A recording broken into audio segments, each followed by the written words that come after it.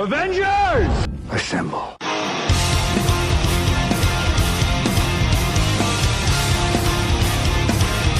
What's going on, Nerd Army guys? Welcome to the newest episode of Exploring Comics. As we like to do an episode called Exploring Comics, where we break down your favorite heroes and villains and let you get to know them on a deeper level, guys. So this one was actually requested. We did a poll on the community page asking what character we should do next, and Kang the Conqueror won. So guys, let's get into the origins of Kang the Conqueror. Here we go. Before we jump into Kang, overall, this is just a synopsis of what I think Kang is. He is essentially the smartest person you're ever going to fucking meet, or anyone's ever going to meet. And he's also from the future, a time-traveling, basically Iron Man that just wrecks fucking everything. So, Kang. Kang the Conqueror, or Nathaniel Richards as he's known when he was born. He was born in the 31st century, and he is a extremely smart character. He's also a descendant of Dr. Doom and Mr. Fantastic. When Nathaniel Richards was a boy, he grew up in the 31st century in a very highly technological world. He would eventually grow bored with this life and want to find something more. So with some tinkering on one of Dr. Doom's time machines, he was actually able to construct his own time machine and decide to go back in time and leave his mark on history the way he always felt he would deserve to. So he would take this time machine and disguise it as a Sphinx. Yes, the Sphinx from Egypt. So Marvel explains it as the Sphinx landed here, and that is Kang the Conqueror's ship. When he landed, he became Rama Tut. He was the Pharaoh of all of Egypt. I mean, the whole Sphinx thing is just Marvel's way of saying, hey, let's tie something in that we don't have an explanation for. Yeah, it was comics. So he arrives in ancient Egypt, and he has this highly advanced technology, so he is actually thought of as a god. Not only just the Pharaoh, he was actually confused to be a god. So originally, Kang actually had another plan in mind when he went back. He actually went back to find N7 the man that would become Apocalypse. Yes, the mutant that becomes Apocalypse is from ancient Egypt. I will be doing a video on Apocalypse. Check it out. So he would remain Pharaoh until one day that the Fantastic Four would actually travel back to the same exact time. Yes, comics. So they would travel back to the same exact time that Rama Tut was now ruling as Pharaoh of all Egypt. They would eventually beat him in a battle, and he would actually take off, and he would leave the Sphinx behind. Can somebody call the Discovery Channel? We figured out where the Sphinx came from. What? Nobody's calling? Come on, guys. He would go on to meet Dr. Doom, who was floating through space. Remember, I said that he actually was a descendant of Dr. Doom. So eventually, these two spent some time together, and they realized they might actually just be variants of each other. So they both might be a Kang, just a variant. That's kind of weird. So Dr. Doom would not just hang out with him and kick back. They would actually team up together, and he would make him an armor called the Red Centurion, and he'd actually adopt that mantle for quite some time.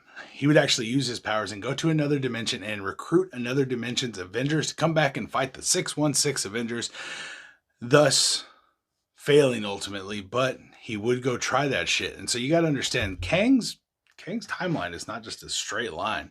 It's squiggly as fuck. So the Avengers would eventually defeat him and send his ass packing. Unfortunately, shitstorms happen just as often as time storms, and Kang would be shot out into the 40th century, where he gets to see a massive war taking place. The war that was going on was between these groups of barbarians, and they were using weapons that they had no idea how to use. So what did Kang do? I'm smart. He jumped in and became the ruler, because he taught him how to fucking use everything.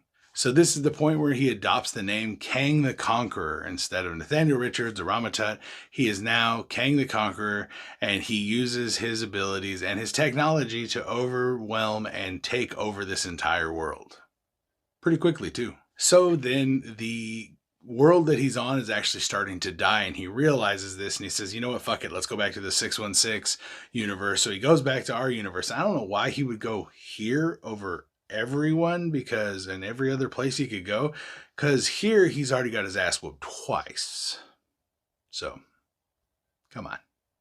Now Kang is mostly considered to be a Fantastic Four and an Avengers villain, but he has actually locked horns with just about everyone in the Marvel universe. So He's touched a lot of people. So, like I said, Kang himself does not have any powers directly. He is very super fucking highly intelligent. He has an extremely high IQ, and this bad mofo uses it to make himself a gangster. He uses intelligence to create a suit for himself that not only makes him look crazy, but his armor has so many abilities, it's hard to list them all. It is so powerful. He is essentially an extremely intelligent, super fucking futuristic Iron Man. And he's crazy. So first off, his armor gives him extremely intense strength, like literally increases his strength tenfold. He also has the ability to control all other electronics. So if he goes into any timeline or any future or any universe, he can actually control electronics he's never had any contact with, and he can take them over using his suit's powers. Crazy. He can also shoot energy blasts and copy himself as well. Like he can literally make fucking copies, like fucking crazy holograms of himself. Now, this character is extremely powerful, not to mention he has mastered time travel, guys, which makes him very dangerous. We got to see a deep dive into Kang, or at least a little fucking taste in the Loki Disney Plus show, which was really, really awesome. I love that show, and I love all the Disney Plus shows, but Loki was actually really great every single week. And at the end, we got to see He Who Remains, which is a variant of Kang the Conqueror, guys. I am so excited to bring him to life. Kang is just makes you think like Thanos who. That's the level this fool is on. It is crazy. In Loki, the He Who Remains, this version of Kang the Conqueror, is done. He doesn't want to do this anymore. The timeline's over. He stopped predicting. He got to the end. And this guy still is just such a badass. I can't wait to see all the different variants of Kang. You guys don't understand. There are so many fucked up variants of Kang. We did get a little scarab, which actually appears to be the Ramatut scarab in the Moon Knight trailer. So hopefully we'll get some tie-ins with that, because Moon Knight has to do a lot with Egypt. So yeah. Now, like I said, Thanos is a whole nother level, but so is Kang. Kang is just the next tier up. Like for me, Kang is on the level of Gore the God Butcher, who's the villain that's going to be in Thor Love and Thunder. And then I also think he's also on the level of so many other celestial baddies that we could get in the future, guys. So, I mean, Kang himself is just a phenomenal character. Origins are very simple, but very crazy. And his story is all over the place. Like I said, this character has really dabbled it with every character in the MCU. Most groups have come in contact with him in some way or another, in some storyline or another. And this guy has jumped throughout the timeline for years. Now, the next time we are going to see Kang, as what we've been told so far, is Quantumanium, which is the Ant-Man and the Wasp 3. We get to see Quantumanium, or he actually is going to pop back up big time in Loki Season 2. But guys, that is the origin of Kang the Conqueror, or Nathaniel Richards. Guys, let me know what you guys thought about his origin down in the comments down below. We will be doing another poll to decide what the next character is going to be. I really think I want to do Gore the God Butcher, but we may be taking suggestions for another one after that.